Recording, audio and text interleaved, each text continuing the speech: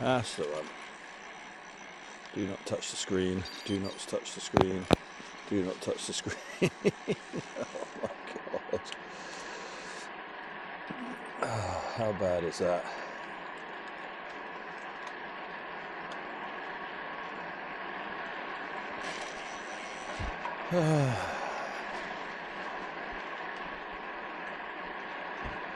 So, here we go. This is actually the second ride of the week.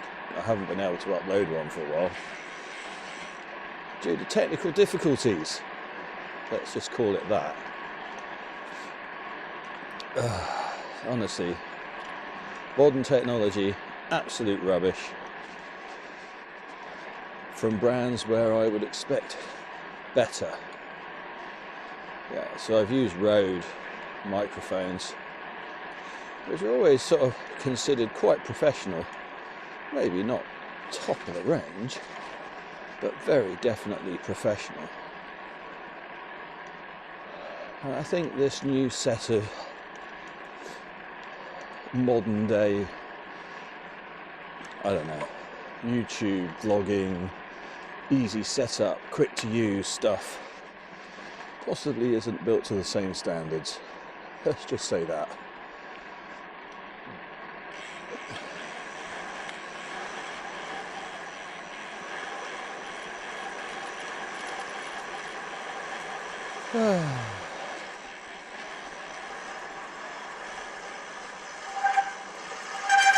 Oh dear.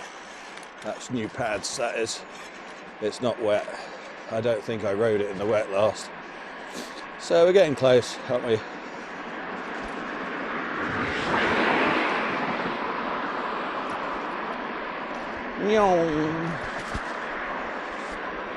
Yeah, I think anybody out at this time in the morning, they're going to be in a hurry.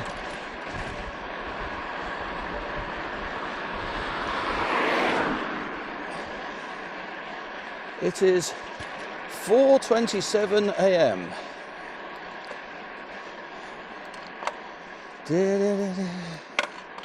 Yeah, I got quite a lot going on today. I've got an early start, so if I was going to make this ride, yeah, had to be an early one.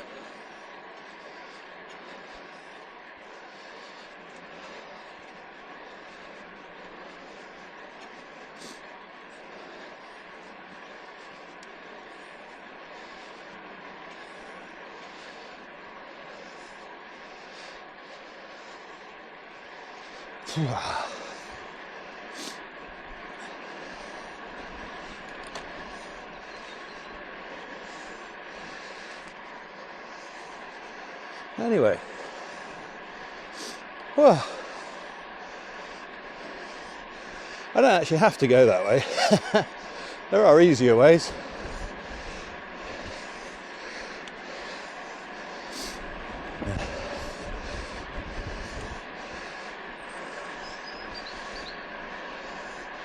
Yeah, so 5 degrees, 4:27 in the morning, and out on the bike.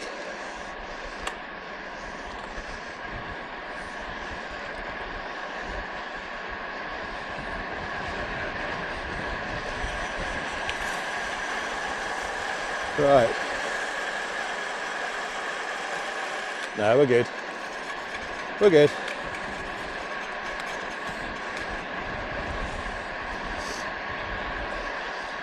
When I think about it, the last time I rode this was probably the Purbeck ride, which did get a bit wet. And I almost certainly hosed it down and wiped it off, but didn't wipe down the discs.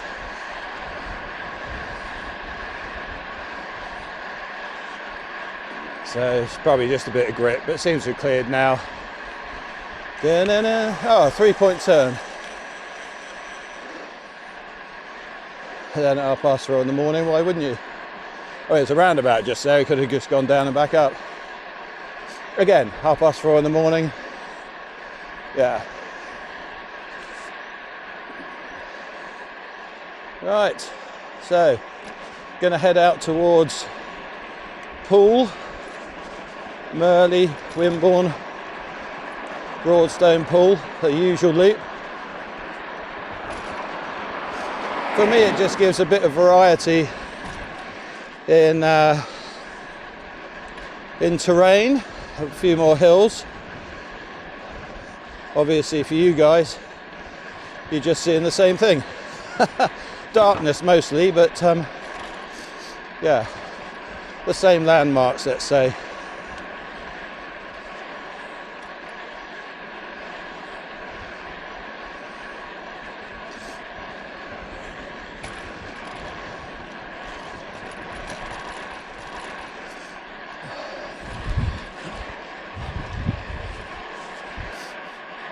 So anyway, diet update was going quite well, and then somehow a pack of giant Neo jumped into my hand and some bacon fries when I was in Lidl's yesterday. Oh dear, yes, not so good.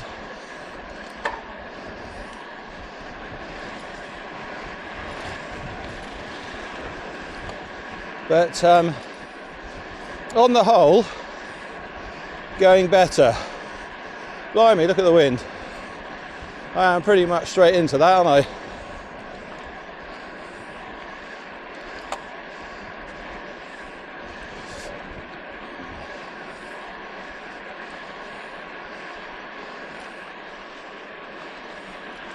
But that's okay.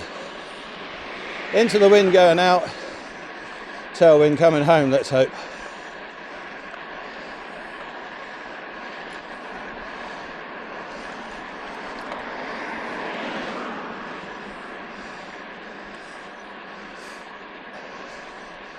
Definitely feeling fitter on Tuesday morning. Went out with Andre and Juan on the Triban because the roads were wet. Woo-wee! You have to excuse me a minute. This wind is getting to me. Missed the bumps, try to anyway.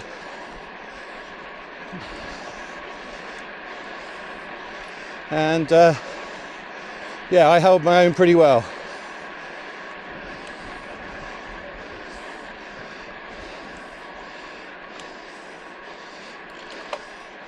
Whew.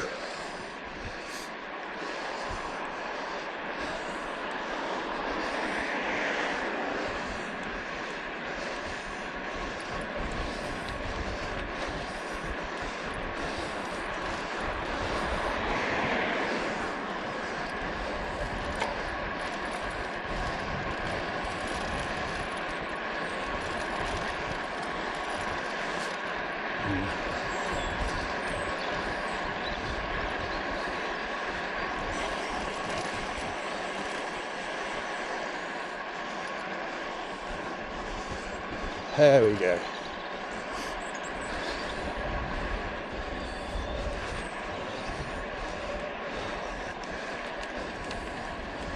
Right, no left hook opportunities here because there's nothing behind me.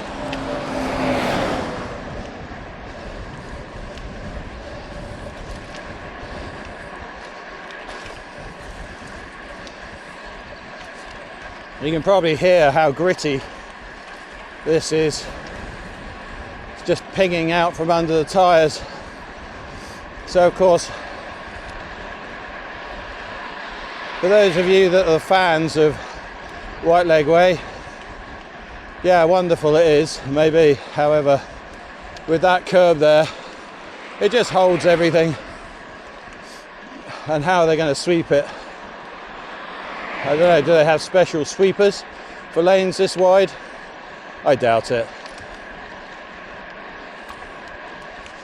Possibly maintenance and upkeep was not considered when they designed it this way.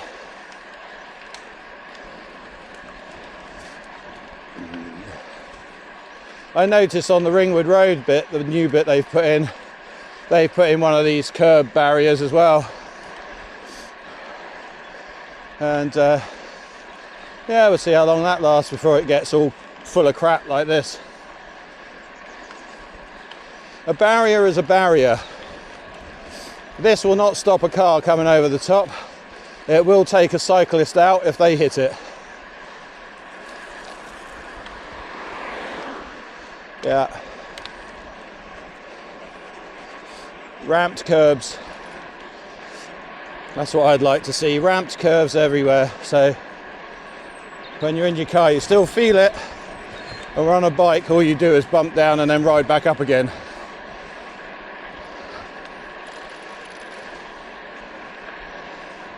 The other thing is, when you've got a curb like that, if you miss the entrance to a bike path, how do you get on it? You know? It's all about control, isn't it? They're trying to control where cyclists get on and off it. And if you join halfway down, how do you get on? There are several places where that happens. The other day on the ride back from the Purbex, because of course Julie was looking for a way to get on the bike path, which now there isn't one because it's a proper curb. She would have had to have turned into the housing estate, gone 100 yards up the road to find a drop curb to get onto the shared path. Well, how many people are going to do that? They're looking to get onto the shared path. They're not looking, you know, over there to see if there's a way of doing it.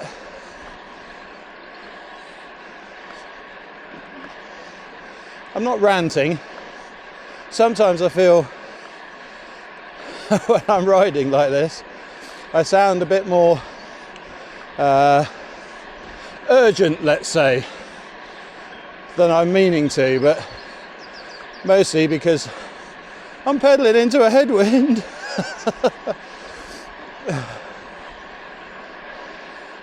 Yeah, so that happened to Julie on the Purbeck ride, where she ended up on the road because there was just no way onto the shared path that made any sense to her when she got to it.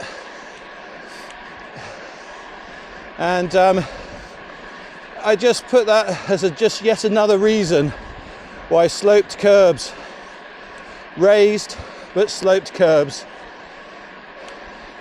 for bike paths, are just ideal in every way. Why we would need anything different, I don't know.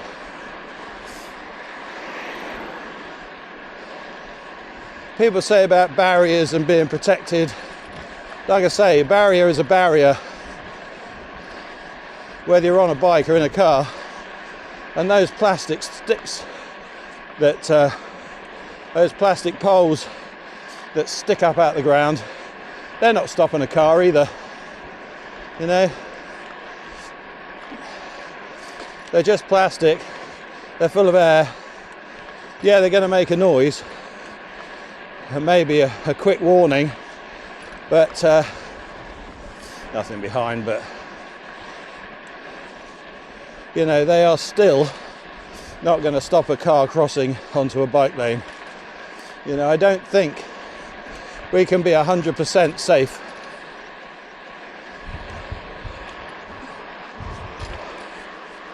I just don't think it's possible, and I don't think it should be either. We do need to keep control of our senses when we're in traffic, riding around town. We can't be put into a bubble where we can just do what we want, you know, without there being consequences. We have to stay focused. You know, cars are always going to be there, but more importantly, what about our responsibility to, you know, others? We have a responsibility too, you know, to pedestrians, children, pushchairs, all these other things that can be all of a sudden walking across a bike path, maybe to get to an island bus stop. Doesn't matter who's in the right or wrong. It's our responsibility to try and keep others safe. That's the first thing it should say in the highway code.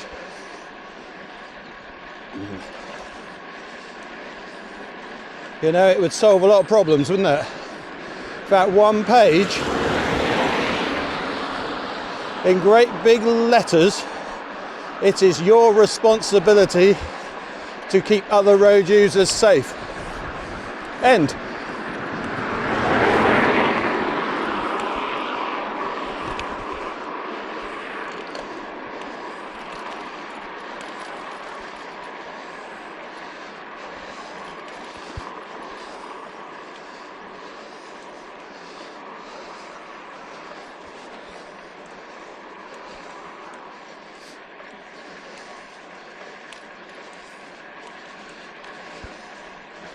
No, okay, that probably wouldn't work, would it?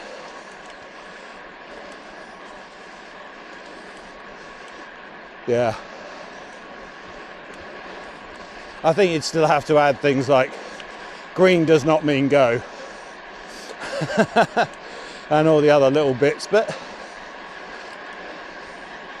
yeah, I think it could be a lot simpler. Right, I can't see any headlights.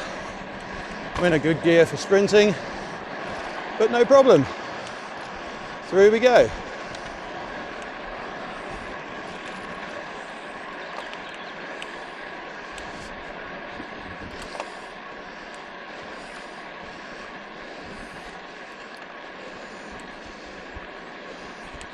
Yeah, I think green, actually, the green light has changed over the years a little bit.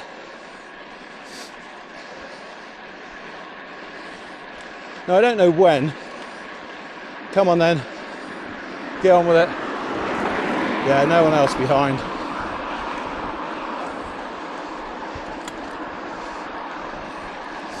Yeah, I think green light has changed a bit over the years. Certainly in my lifetime, it's had a couple of meanings. I guess 90% of people, if you ask them what a green light meant, it meant you can go and you've got right of way, which of course it does not mean that at all.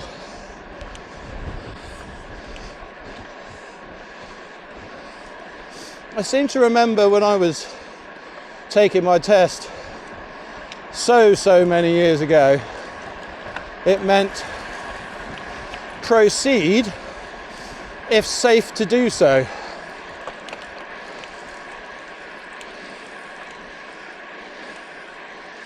It certainly didn't mean pull out into the junction with your horn on and go and get out my way, I got right away. Which, of course, quite a lot of people, yeah, that's how they use it, isn't it? I think these days it means something slightly different. I think it's something more like proceed if it is clear to do so. So if you've got cars in the junction in front of you, it's not clear, is it? So you stay where you are. You don't move. It's not clear to move, you know? Obviously, in places where that's a real issue, they'll put the yellow hashes down.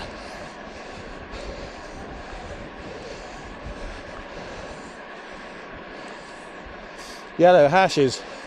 Oh my God, what a topic that is.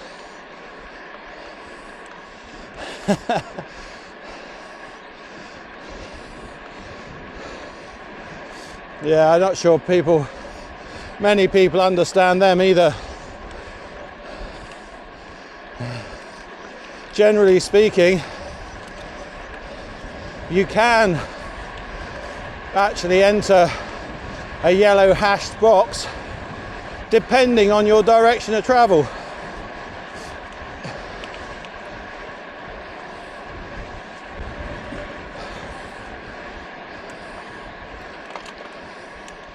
Ooh-wee. Oh, this wind.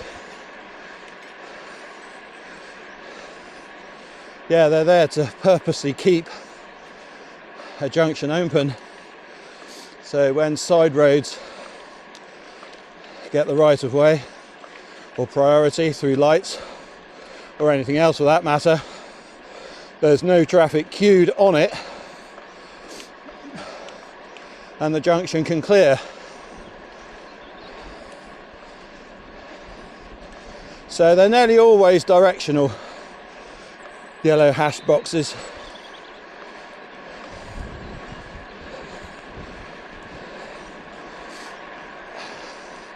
Flippin' heck.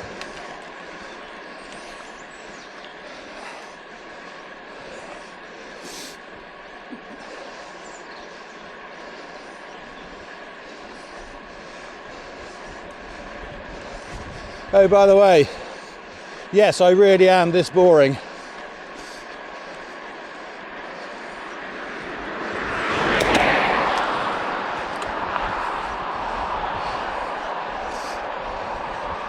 I did take part in a few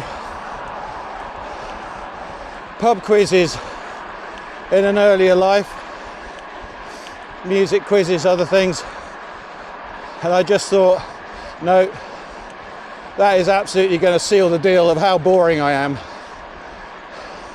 So I stopped doing that.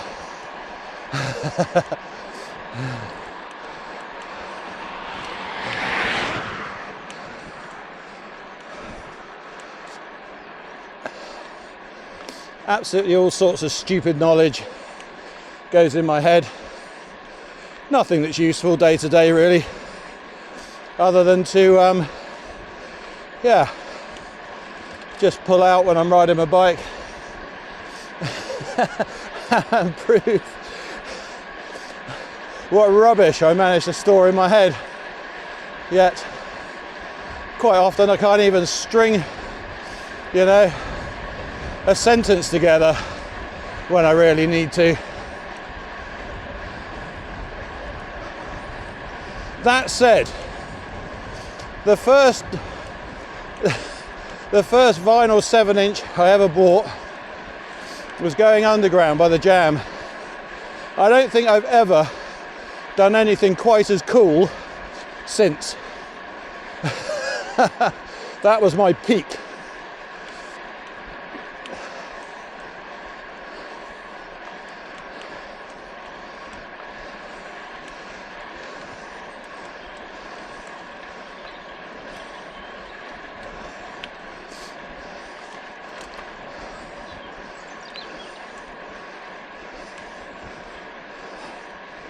That said, in pretty much every other way in my life, I've been very lucky. You don't have to be cool to be lucky.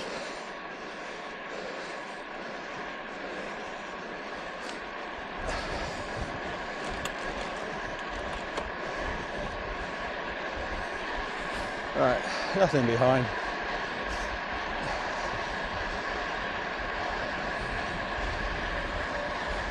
Missed the big puddle.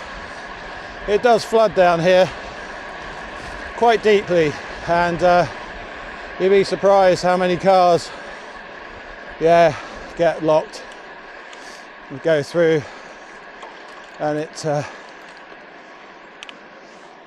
long way back. They go through the water, get sucked up into the engine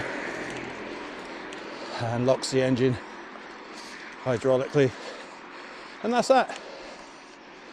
People still look at it and go, oh yeah, I'll get through there. And they don't. Right,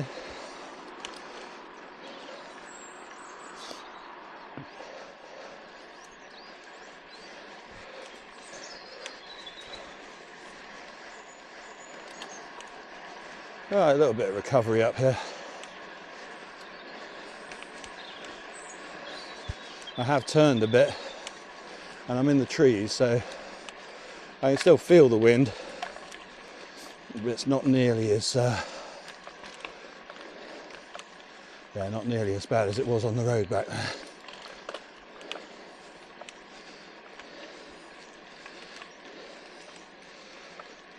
Anyway, the upshot of it is all bike paths should be accessible at all points along its length, as far as I'm concerned.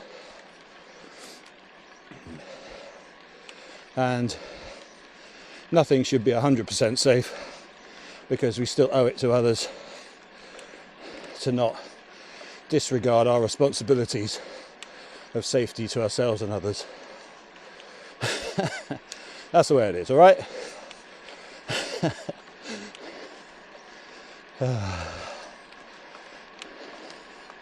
A lot of the time it's the perception, isn't it?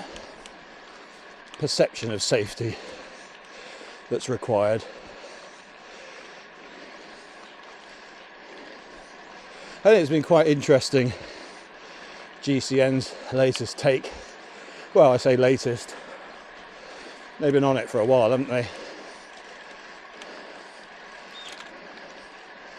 That, again, it's perception.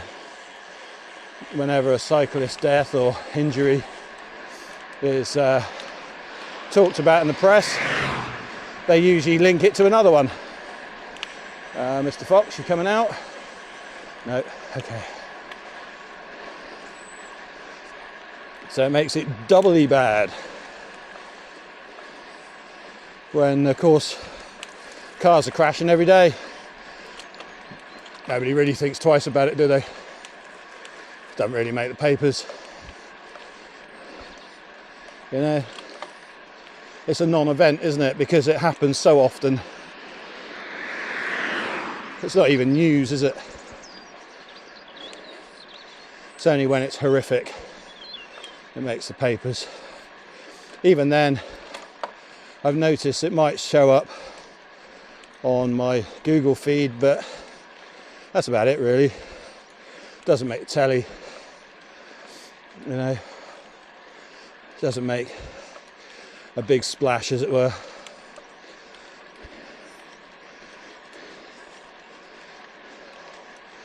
So I guess none of this helps to give people the perception of cycling being reasonably safe, which of course it is.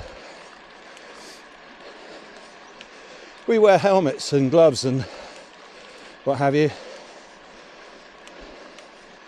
Well, we wear them just in case, or for comfort, don't we? Car. Well done, mate.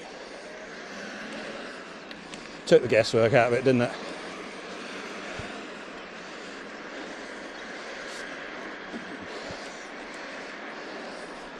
Quite happy for him to go first there.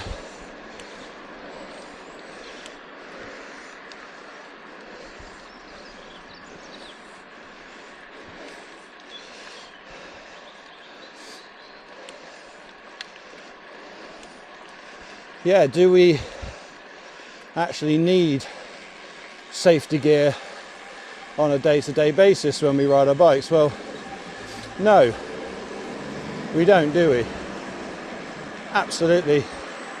If you look at statistics, completely and totally unnecessary, really, because if we crashed often enough that we really did need it, we'd never ride our bikes, would we? We wear it just in case. It gives us peace of mind that we've done what we've done to protect ourselves as best we can. It gives us confidence in our own personal safety while we're out on the bike.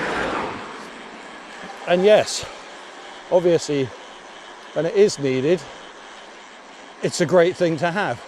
I don't know how effective it is, depending on speed and how the accident actually is, but we've done what we can, haven't we?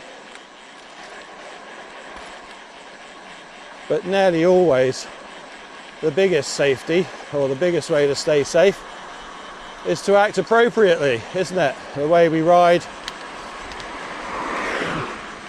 what we do, how we stay aware of what's going on around us. Obviously, we cannot control others. That's what the helmets and the gloves and the, you know, the safety gear, the reflectives, everything else, that's what that's for. The people that we can't control. that we should, of course, always do what we can to keep ourselves safe and not rely on others to do it for us.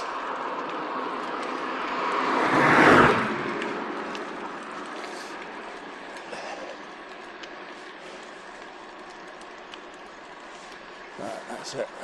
From here, it's pretty clean. I'll be going slower because it's uphill, so I don't need my light on full. I don't need to be blinding drivers.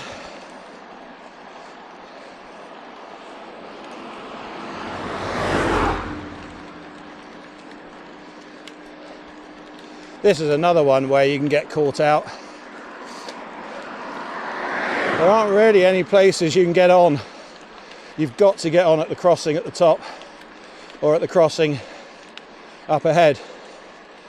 If you miss it, there's no way on. And more to the point, even in the places where there is a side road, you've got to cross 2 lanes of busy traffic.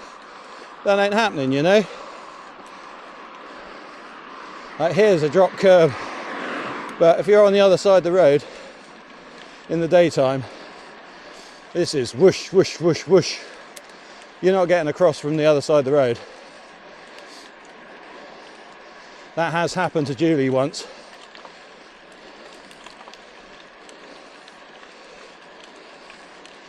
You know, where she had to ride all the way along Gravel Hill in the traffic, simply because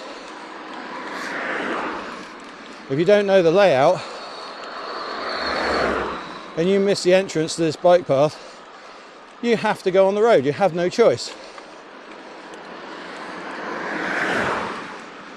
And once you're on the road, what do? You can't stop, get off your bike and walk back. No path over there. Needless to say, there was a couple of white van men who decided that a defenceless woman should be taught a lesson. You know, because let's be honest, white van man, oh yes, a less chivalrous type of man you will never find, honestly.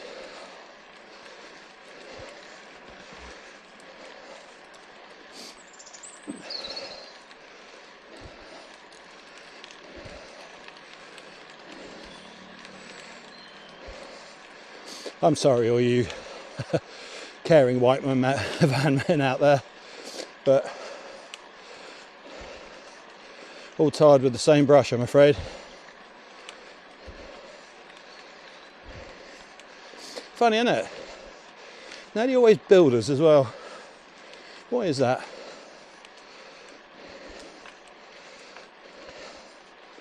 Probably because it's a works van. They're in a hurry to get home. And they feel like there's no consequences. So let's pick on a woman. Right, there we go. Number 87. We'll start changing back up.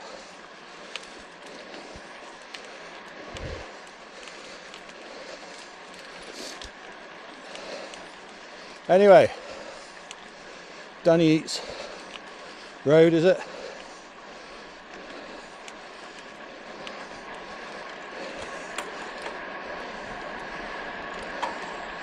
I'm taking the road here.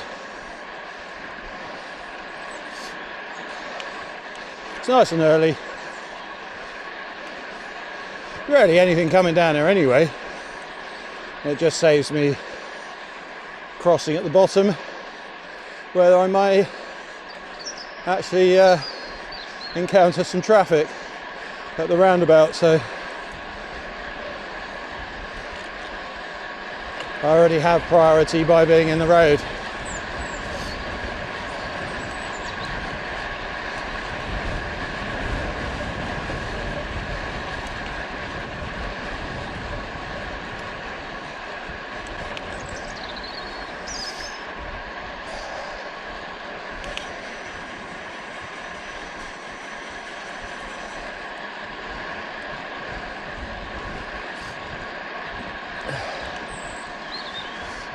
I think the thing about just downloading my brain to the internet like this, is that that's the way I see things through experience. Doesn't mean I'm not sympathetic to other people's views. It's just my experience has taught me this. But of course, everyone's experience at life relatively similar, I guess, but not the same. There's always going to be other pressures, influences. That's how life works, isn't it? You're shaped by what goes on around you, the people you mix with, the things that you do.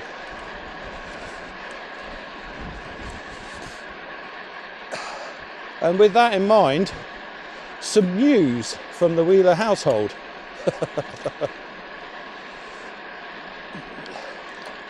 Now, I can get away with this because Julie never watches these. And even if she does, she leaves them on in the background and really doesn't pay attention.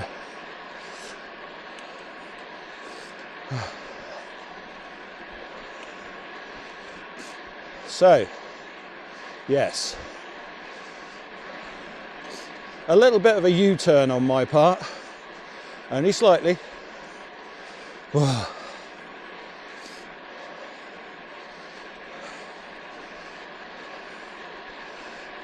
Yeah.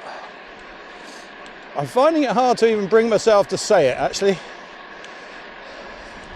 I feel like it's the thin end of the wedge.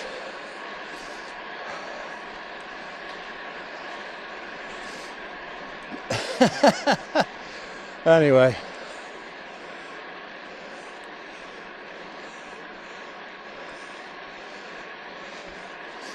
yeah, I'm looking at smart trainers. Jesus, God, that was hard. I'm not talking about the hill either. No, it seems to me that, in all seriousness, it's something Julie would enjoy, and she has a Merida racing bike, hasn't been used for a while. It just seems to make sense that that could be a thing in the future, in the not too distant future maybe. We'll see. Yeah.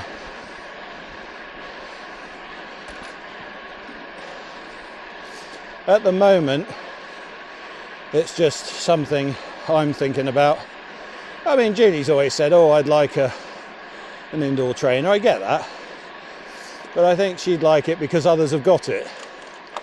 You know, I wouldn't want it to turn into a clothes horse like nearly every other, you know, exercise bike in the world does.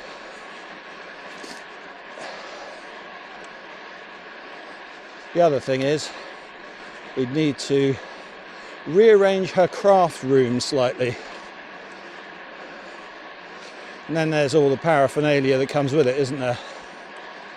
It's not just a case of getting a trainer, setting up and there you go. It just opens a whole raft of other decisions that have to be made.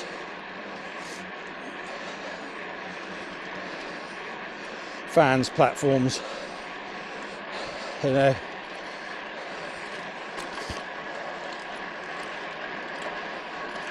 So, yeah, that's probably going to happen sometime in the not too distant future.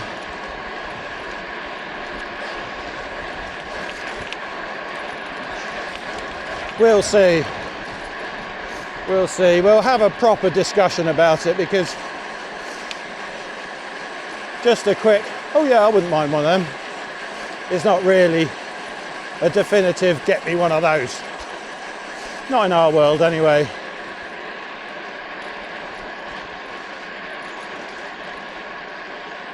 If Julie really wanted it, we'd have had that discussion by now.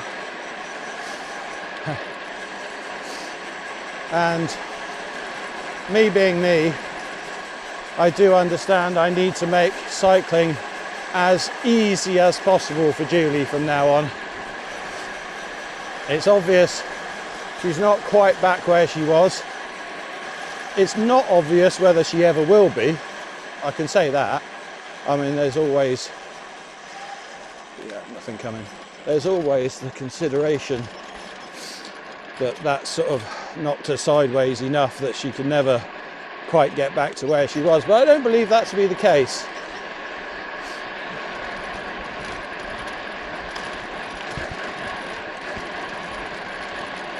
I think she's going to do okay. I really do. It just needs time and miles in the seat, and she knows that now. She's beginning to feel stronger since she's been doing extra miles on the bike. She's doing more cycling now rather than, you know, swimming. She's enjoying the swimming on a Monday after we've had a big ride on a Sunday, which is great. Good way to relax, recover. It's quite social as well. She does it with a friend. Again, I think that's fantastic, especially in her situation. So, yeah, I think miles in the seat, whether it be indoors or outdoors, anything I can do to encourage that, I think will help her in the future. I mean, part of the discussion will be, is that me just trying to force her, you know, to do something or be what I want her to be? But I'm pretty sure it isn't. And from what she says, she's not despondent, but she knows she's not quite where she wants to be. So no, I don't think it is just me pushing her unnecessarily.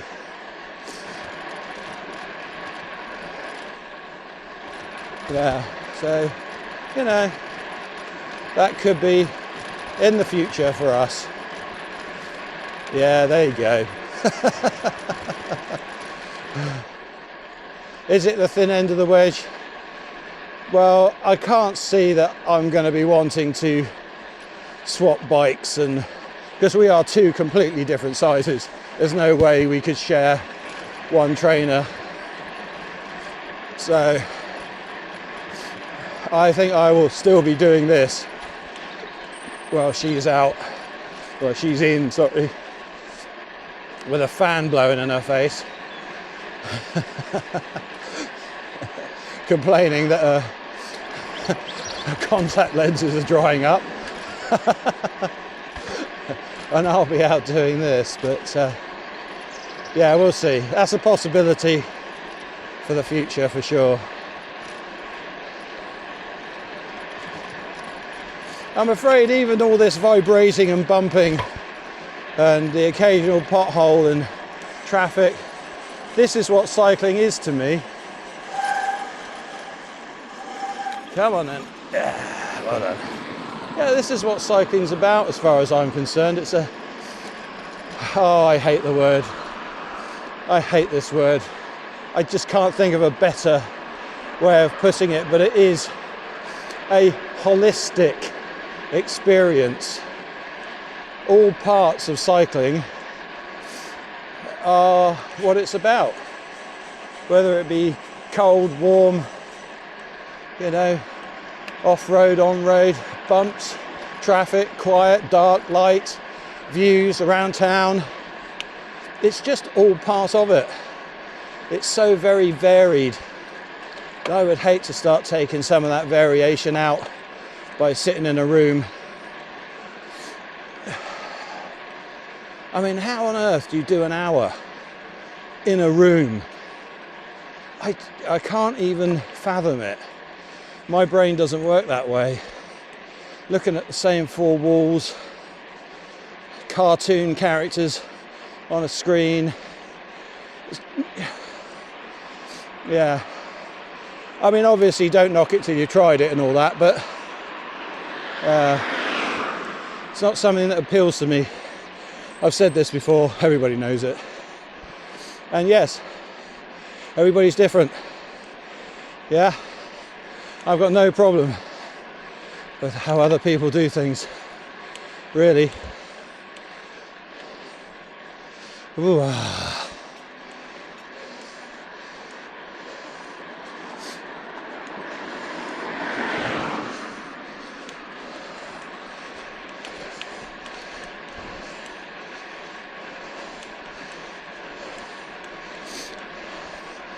Yeah, we'll see.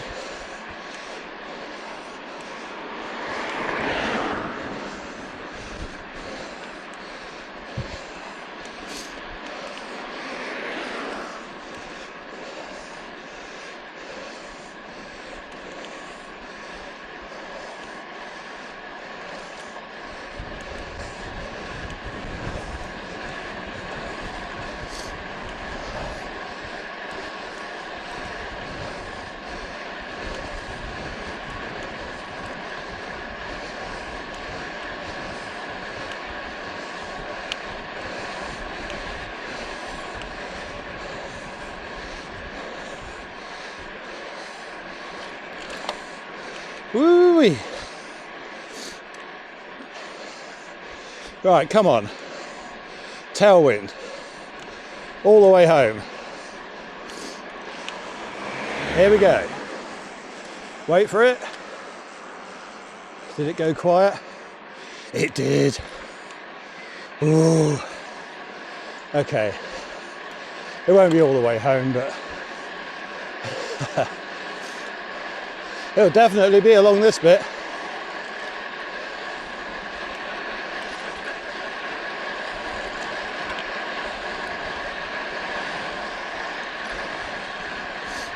All right, nothing behind. Stay away from the curb. Lots of drains and bumps on this road.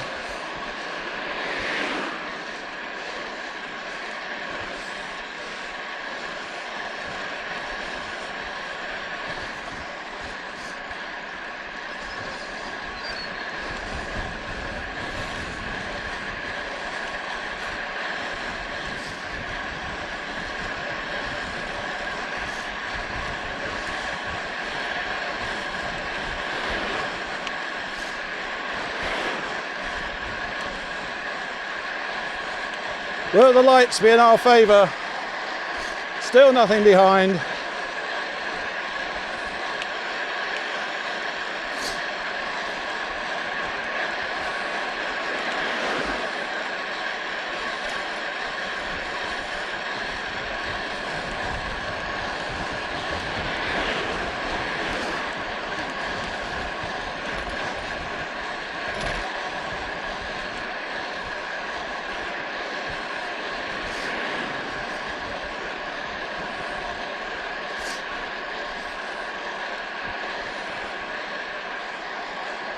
Still nothing behind. I think we're committed now.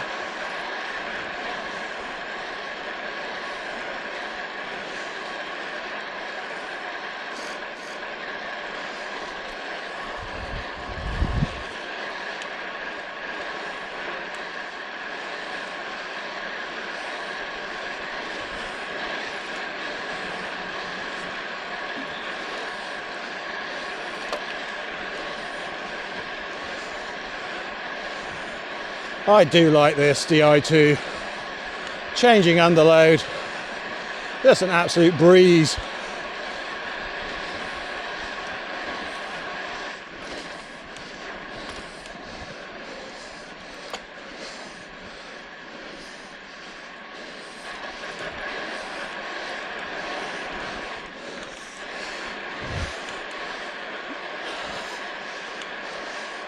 Pinnock, come on.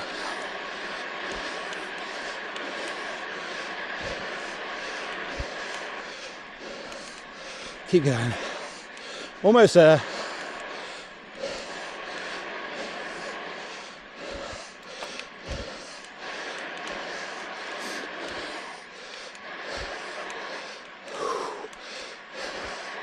There it is.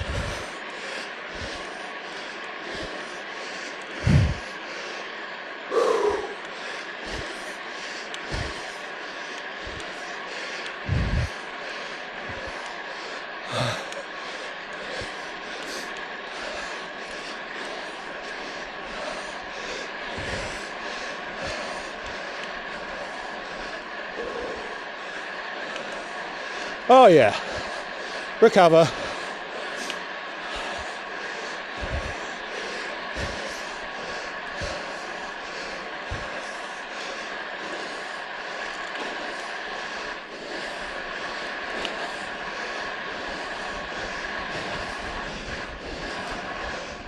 Red light.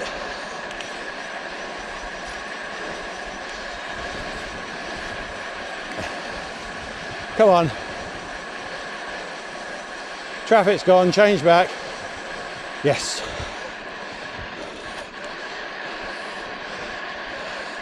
Look out for red light jumpers.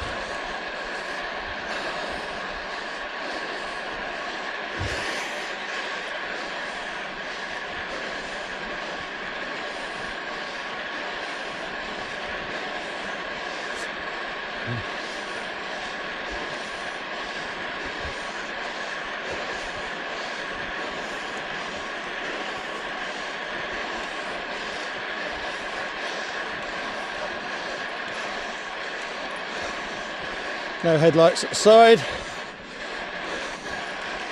Oh, drains everywhere.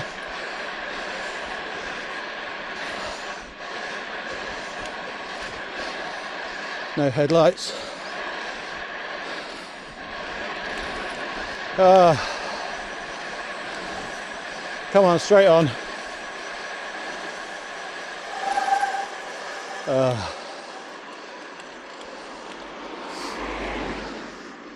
We're doing all right there, weren't we?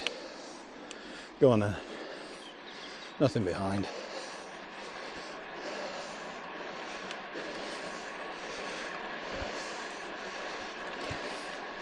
No choice at those lights really, unless you've got a car behind you.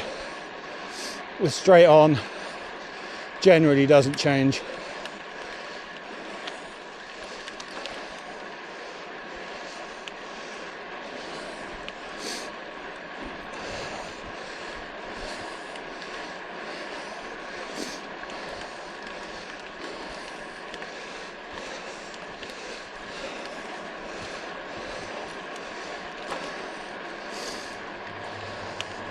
Yeah, so we got posts here.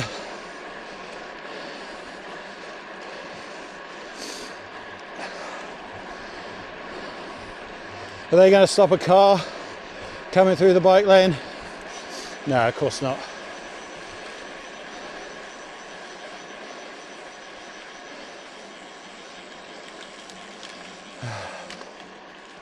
Anyway, let's not get onto that one again.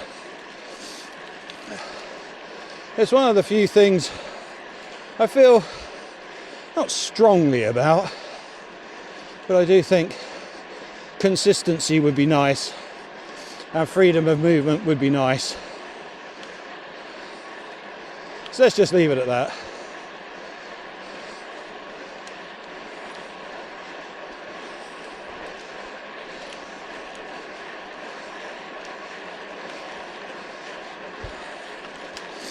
Right, Twin Sails Bridge.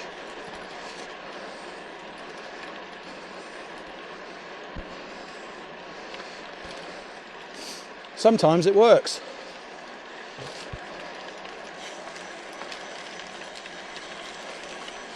Fortunately, the old original bridge always works. Right, let's get on to the shared path, shall we?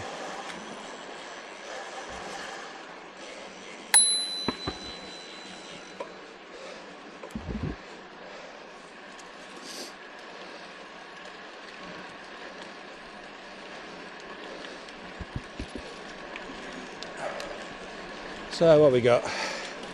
It is 20 past 5, 1 hour ish down to here. That's not bad going, quite happy with that. The camera battery's still going, it's good. Probably going to last another 15 minutes. But I have got another one with me. It may not work. It went through the washing machine. Now, it was only a 28-minute, 30-degree wash. So I don't think it's absolutely dead. Nothing behind. Let's have this side of the road, because we're on across here. But we shall see. So you'll either get the hour and a quarter of the first battery, or you might get some extra. I don't know if that's a good or bad thing. You decide. Anyway. Yeah, so I made the mistake of touching the camera, didn't I? Yeah, this camera is very odd. You touch something accidentally, anything can happen. I think the settings are all still correct. Right, there we go. Yeah, so I have got another battery with me.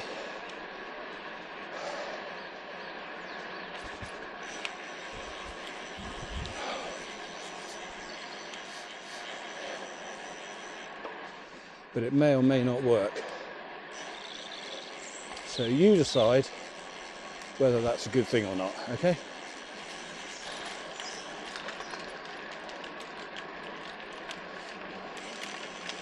But you'll definitely get your hour. If it's an hour workout you want, riding along, I would say you're definitely going to get that.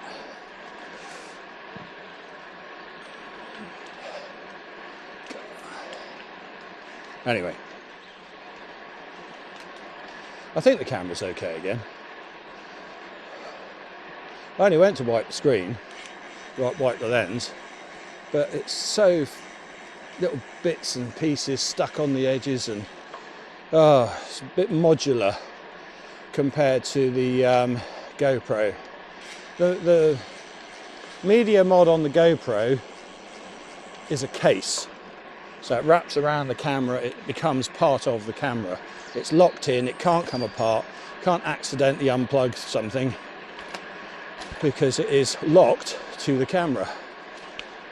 This Insta360 Ace Pro, there's a bit sticks on the side to convert it to a microphone cable. There's a bit sticks on the bottom to give you a mount for the receiver. You know, and it can all come apart at any time. When you're riding like this, you're not necessarily looking at what you're touching, you're looking where you're going. So you can put your hand down to clean the lens or just adjust it a little bit, because sometimes I notice mine flops over to the side, so you know, and you know, all of a sudden something just goes pop, and you then got to stop and push it back on. You know, it's all just a bit too flimsy, let's say. Cheap and nasty at a very high price, let's say, because these extra bits that you plug in, yeah, they're not cheap. I mean, they're really nasty, cheap, lightweight bits of plastic for the most part, but yeah, not cheap to buy.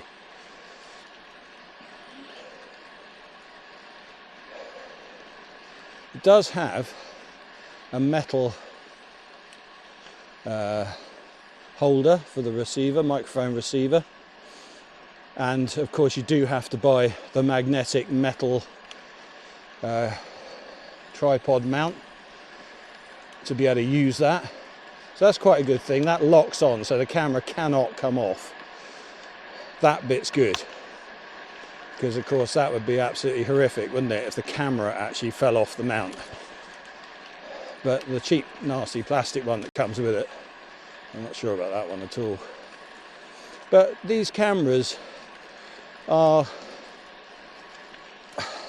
well, they're action cameras.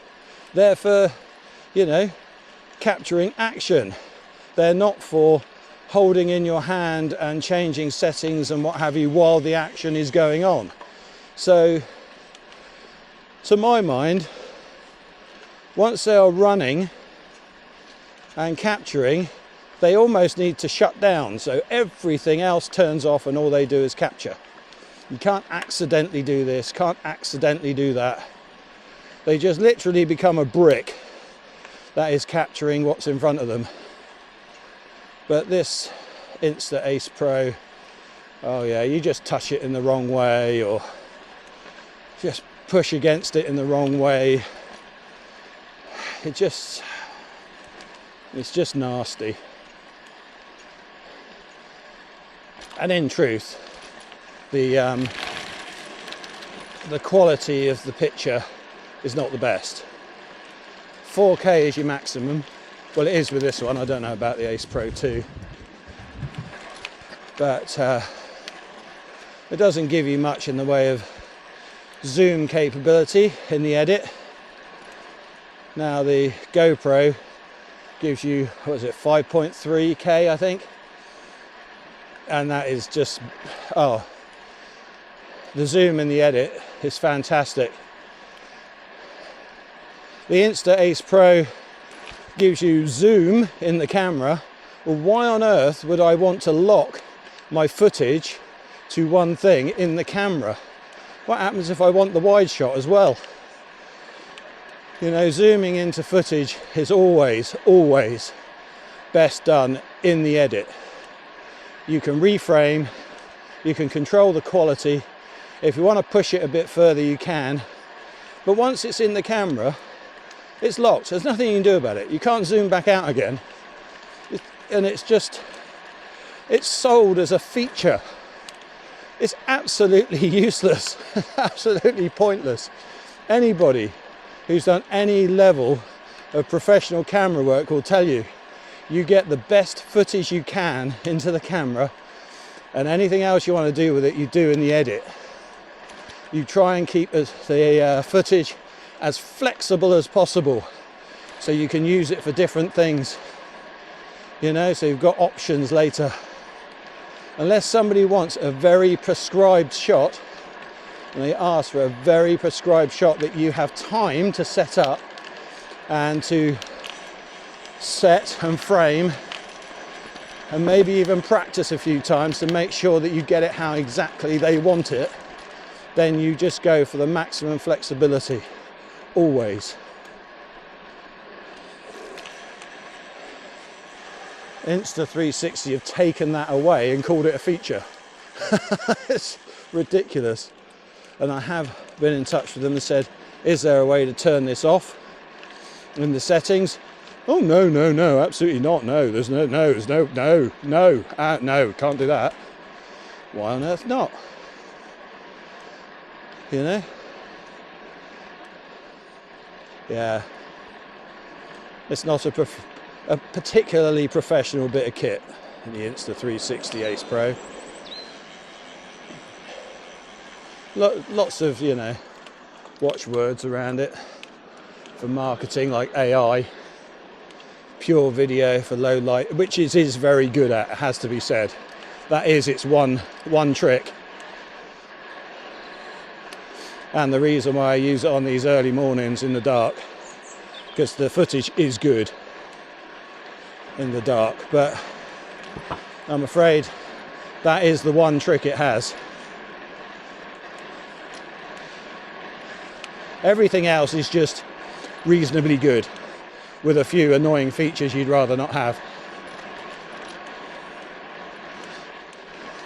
Anyway, to all you Ace Pro users out there, I'm sorry. It's just my experience again of using it.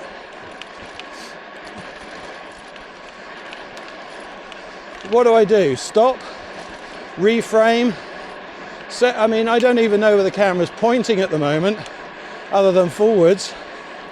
I can't see the screen.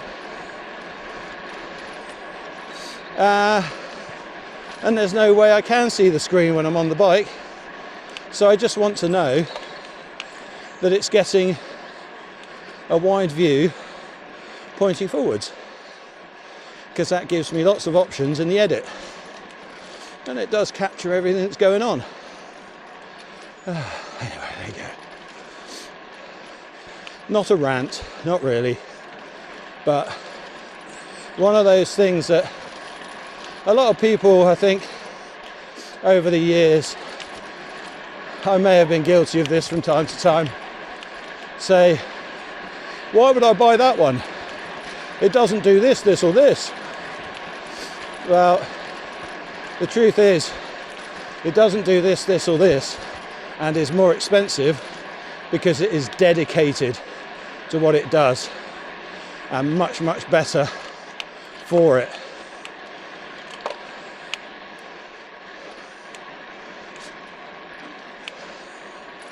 You know, why'd you buy a triathlon bike? It only does one thing. Why on earth do you spend all your money on a bike that only does one thing? Well, truth is, because it does that one thing really, really well. And if that's what your life's about, then it's the right choice, isn't it? I've got an endurance road bike. It's really, really good for what I want. It's not the fastest bike you can get. Certainly not the slowest. It's not the lightest bike you can get. Certainly not the heaviest. Not the most comfortable bike you can get. It's pretty damn comfortable actually, for me.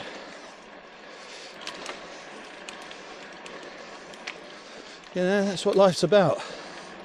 Sometimes you have to have a dedicated item that is really good at the one thing you want it to do.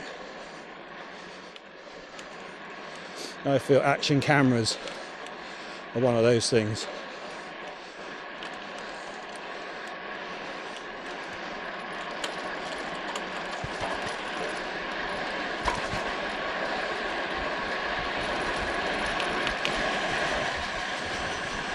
Suddenly realised I haven't stood up for a while. I wouldn't say I was getting a numb bum. That was quite a little relief there.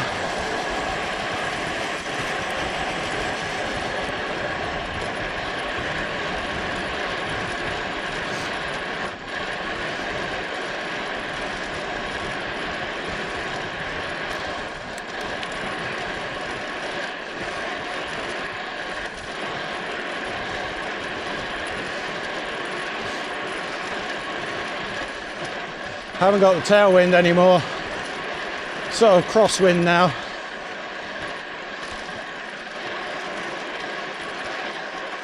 Well, that's better.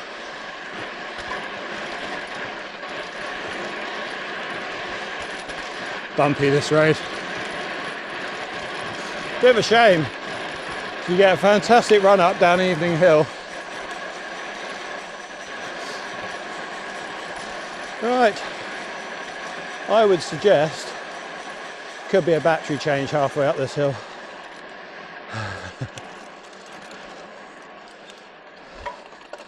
Right, let's have a relax.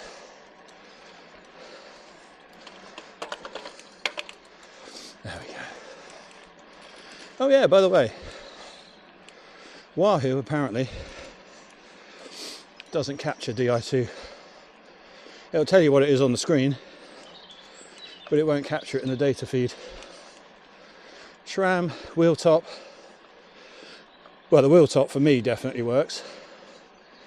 SRAM is said to work in the system requirements of the Wahoo. Di2, no.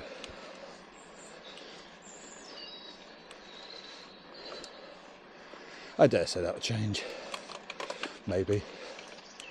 If they have a need to.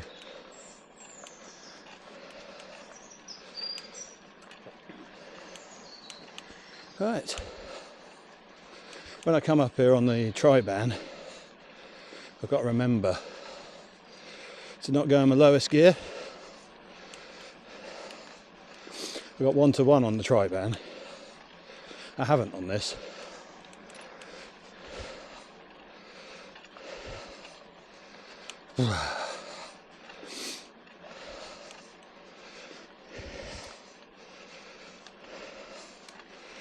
Right.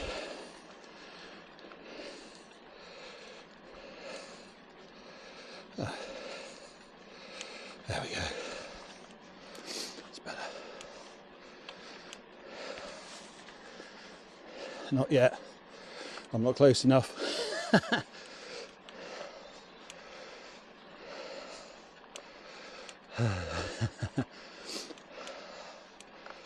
Oh, come on.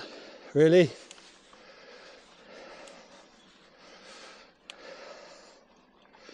Oh well. Never mind. We're at the top. Now I've got a car behind. If it changes while he's coming up, I'm going to have to let him go.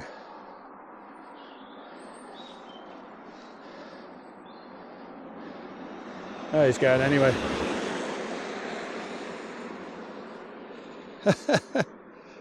Okay.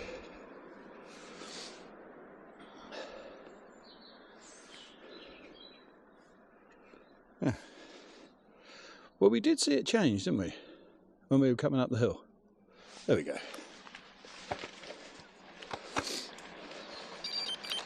There we go. Right, glasses need to clear. They are clearing.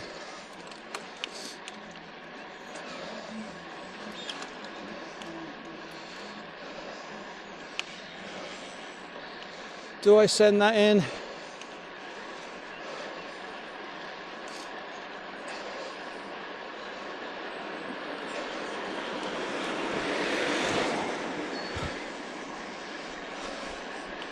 I suppose I should, but I probably won't. I don't like interfering in other people's lives. Feels very awkward.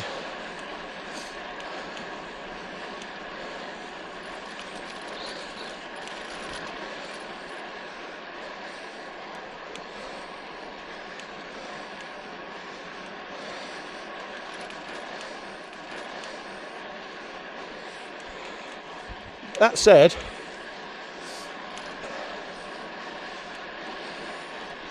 anyway, what I would say is that I've made it a bit further on one battery again.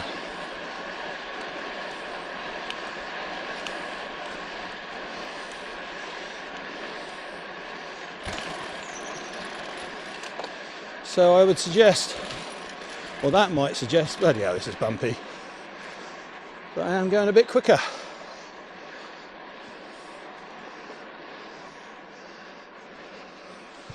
Right, what's the time?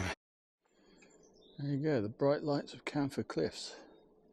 And the battery that went through the wash is actually working.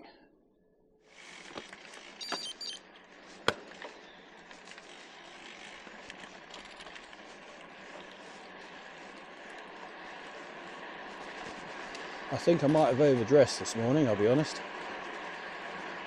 It said 5 degrees on my app. I've got my usual sort of semi-winter kit, so winter bibs. I don't have shoe covers on this occasion, just my winter boots. Toes are a little bit cold, it has to be said. I would usually put either the thin waterproof Gaio shoe covers on or the neoprene if I want extra warmth. I've got a thin underlayer and my Karnak soft shell on top. I do have a neck buff, so not quite as wrapped up as usual, but it has to be said, yeah, I'm hot. There's quite a lot of sweat running down the face. Oh, come on.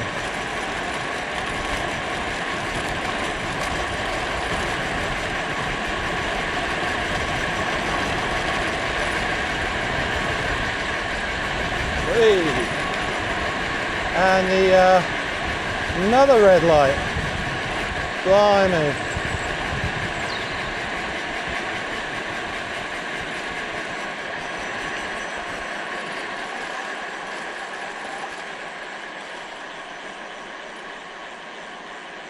Oh, road closed even. Oh no, ramp ahead. That's alright, I thought it was a road closed sign for a minute. Got a hole. There it is. Bloody hell. I was going to go for the gap, but actually there's a hole. Well, it's not a hole, it was only a couple of inches deep, but yeah. Yeah, let's not do that. It was filled in, but you still would have had the sharp edges of the tarmac. On the gravel bike, no problem. On this, yeah, let's not, eh?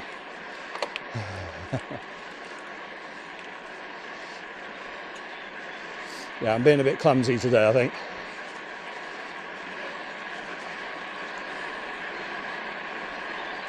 Do we all have good and bad days?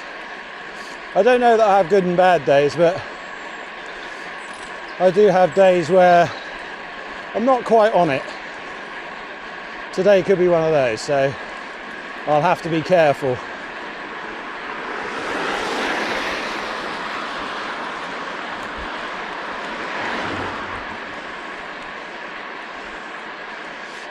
There's a chance I'll be using power tools and climbing up ladders today, so yes, I'll have to be careful.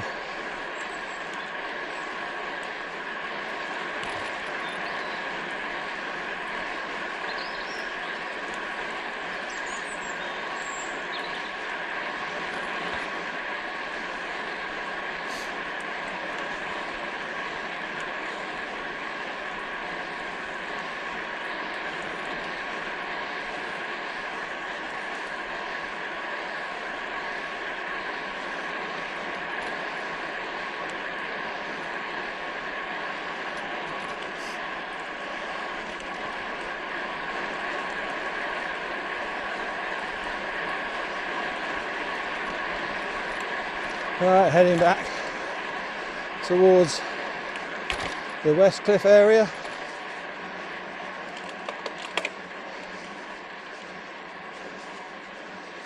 Yeah, into Bournemouth. Let's have that.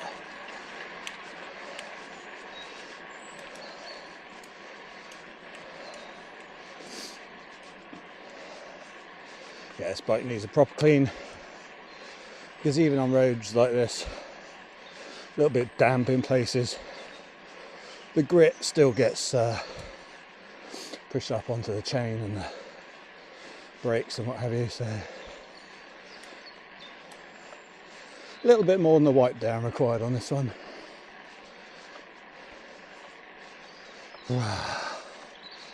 Come on.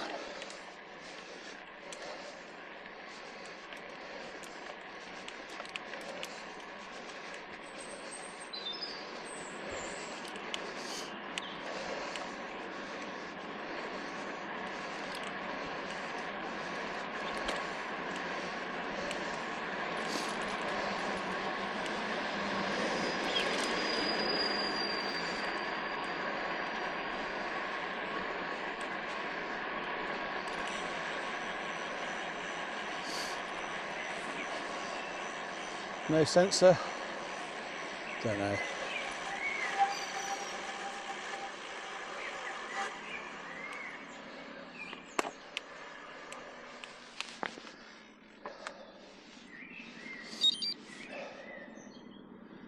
Well, something's changing, so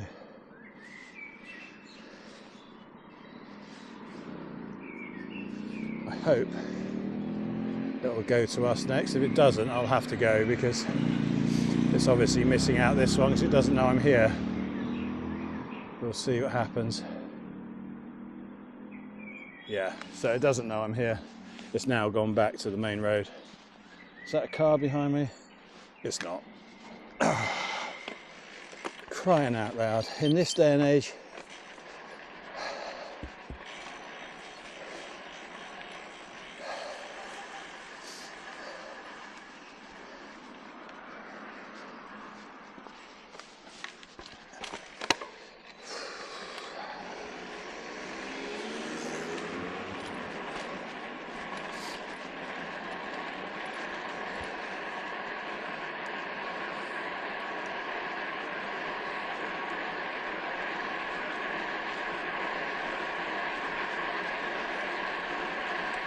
Right.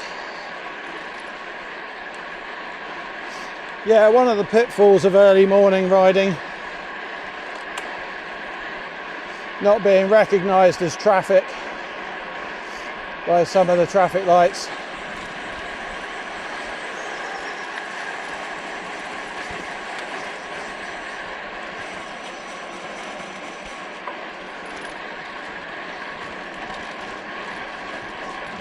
Yeah, it's quite wet here actually. It's been dry most of the way around, but yeah, so as I've got back into Poole and Bournemouth down near the coast, there's obviously wetness on the road. Yeah, go on, go for it. Yeah.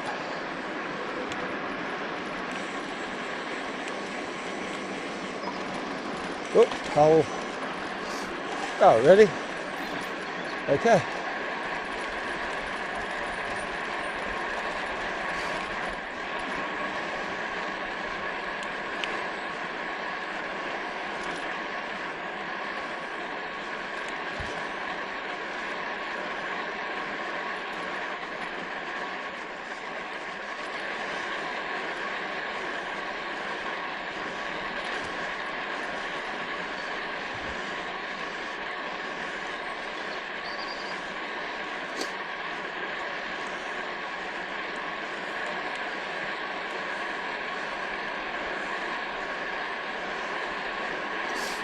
So I'd like to get back about, well, by 6:30 at the latest.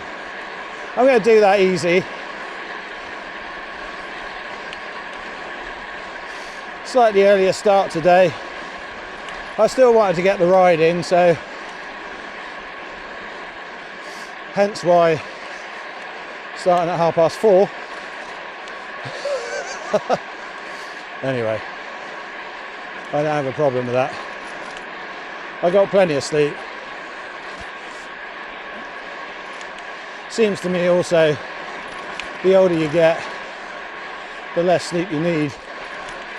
Or maybe the older you get, the less sleep you get, I don't know. But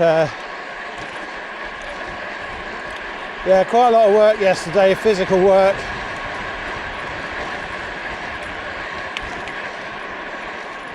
So yeah, I didn't have any trouble sleeping last night. Pretty much fell asleep in the chair. I'm embarrassed to say by 7 o'clock went to bed about 9:30, awake again at 2. Tried to go back to sleep, but yeah, by 3:20, you know, it was a waste of time. It was time to get up. Took it easy. Did a few things. Obviously got dressed, ready to come out, check the bike. Just quickly, it has had a wipe down. Everything was good, air in the tyres. Out the door. So I did get sleep. It's not like I'm replacing sleep with riding bikes. No, actually, I think I probably still would.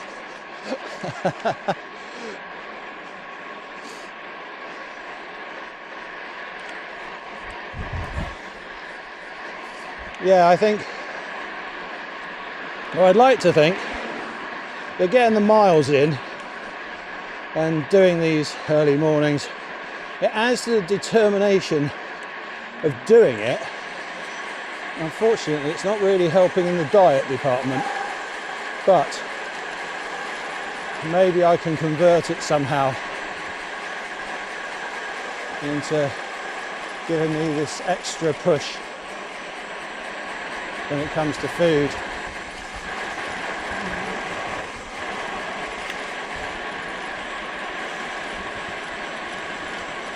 So if I've got the determination to get out at 4:30 in the morning, surely I can convert that somehow into being more regimented and disciplined with food.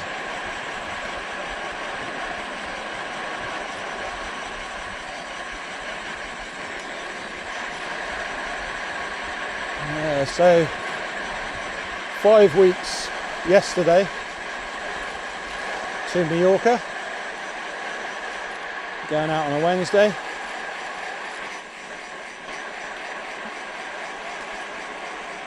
And some warmth and relaxation. That's what I'm looking forward to. And some time to think. Maybe even make a few plans. We've got ideas, things that we'd like to do in the next few years, all things being well. That is turning. But see, again, clumsy. But you know, he was always going that way because of his position on the road, but I could have done that better. Anyway, yeah, we've got some ideas, things that we want to do, but we haven't made any plans as to how to do them yet. So possibly some time to think, no stress, nothing to really sort of worry or deal with, hopefully. And the ideas will come and the planning will come. Discussions will be had.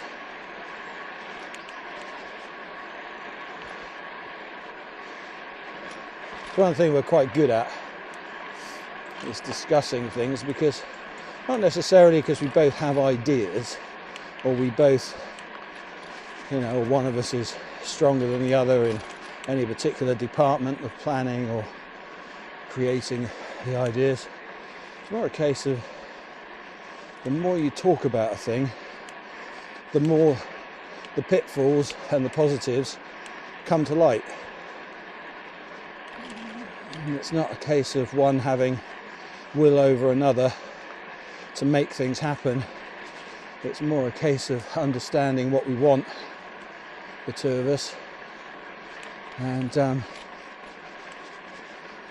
how to achieve it.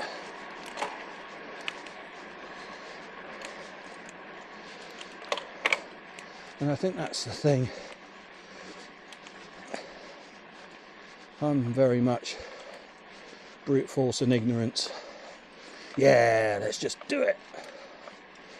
Julie's very much, yeah, okay, we can, but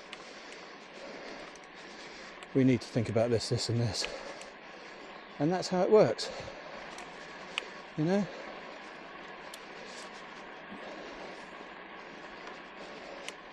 And that then gets me in the mindset of, oh yes, and actually while we think about it, let's put that into perspective, and it becomes a good thing.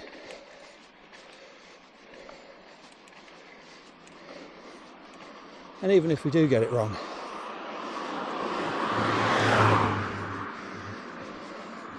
we deal with things together, and it's all just part of life, isn't it?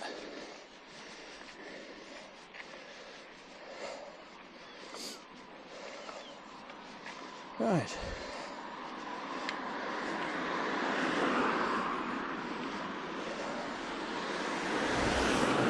Bit of extra hillage, just for the fun of it. Fun being the wrong word.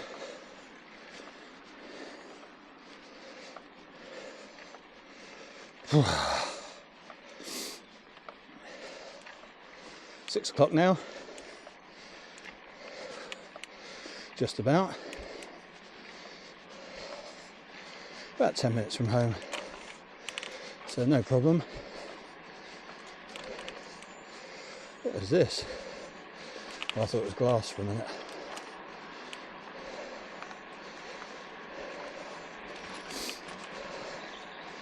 Paper shred.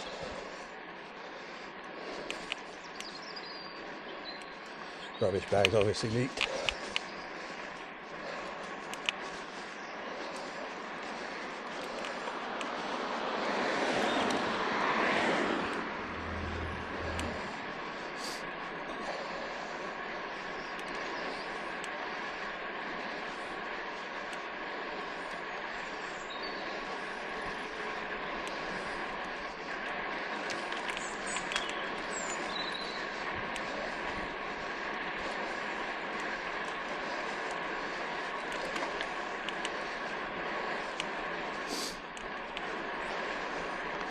So here we are, back into the wind for the final mile.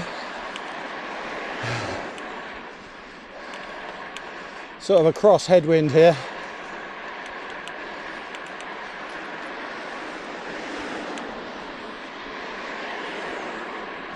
Right, what have we got?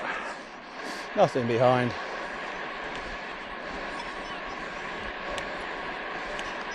I'm not going to make it. That's annoying.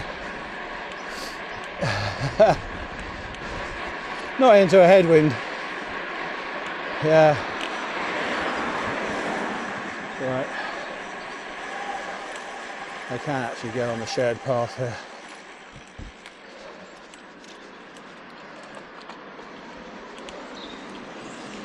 And yeah, there's a down ramp here back onto the road. Even though I think this is a bit tight personally.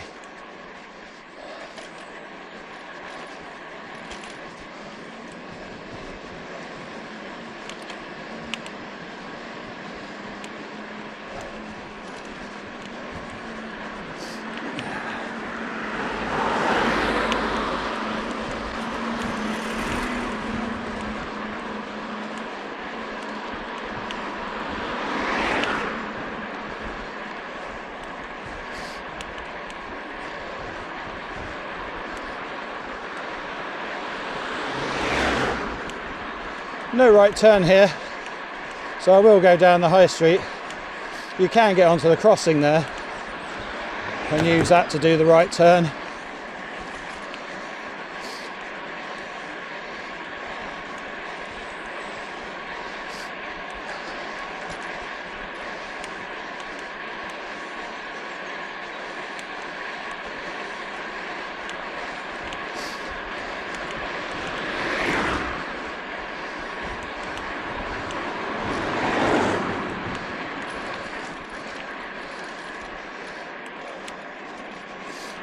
Right.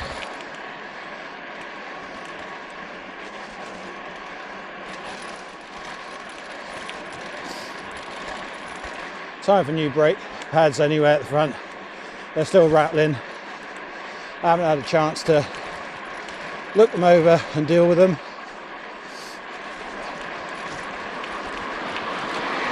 But I'd say it's time for new ones. Go throughout the bike, make sure all the bottle cage bolts and everything are tight, look for other rattles. I was hoping it would last until we went to Mallorca, because I'm going to have to strip it down to transport it anyway, but yeah, I think I'm pushing my luck on these front brake pads if I don't have a look at them at least and just check what they're like.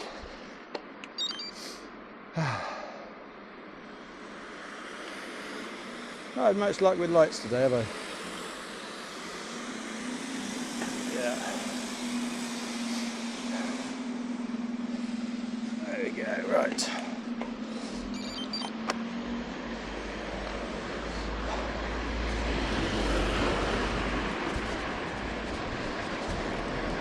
Go, go, go.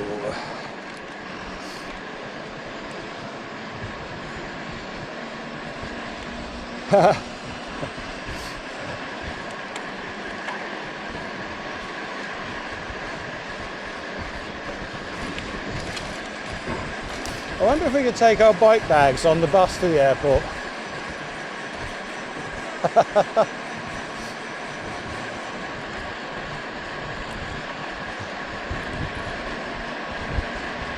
Windy! Well, there you go. That's the end of the ride for today. 3 minutes past 6. I'm only about half a mile from home.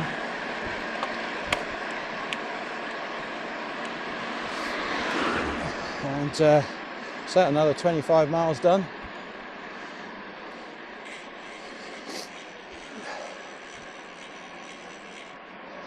And another hour and a half closer to riding in Mallorca. So thank you for joining me, and yeah, have a good day.